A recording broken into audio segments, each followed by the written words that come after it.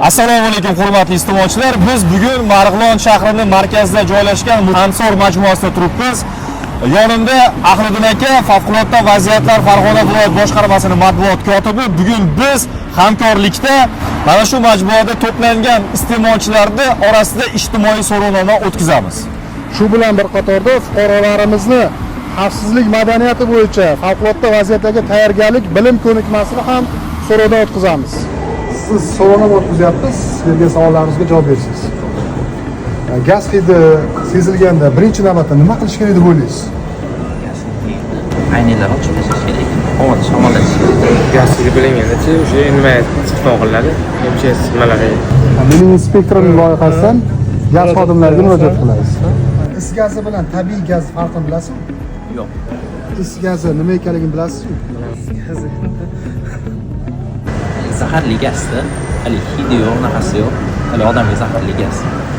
Siz tamsiz nimasiz bo'ladi, lekin o'sha zaharli gazda. Hid kelganda misol o'zim to'g'rilab o'chirib Is berishim gazini hidi bormi? Yo'q, bizda yo'q. O'z Yo'q, gaz is gazini hidi bormi? hozirdan Is gazini hidi bormi? yo'q. Hali is gazi bilan uxlangandan keyin ertalab tug'iladi. Is gazi qayerdan paydo bo'lishi mumkin? o'zi kelib qoladi-yu, ulanmaydi-yu. Bilib bo'lmaydi is gazini. Faqat noqonuniy gaz nimalarni bilib bo'lmaydi.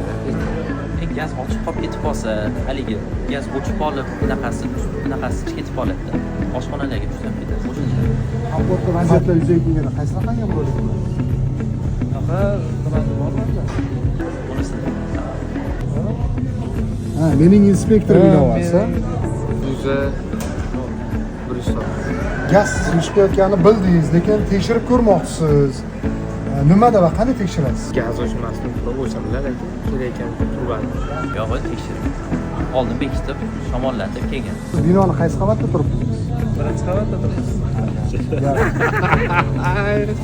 Yo'q, rahmat.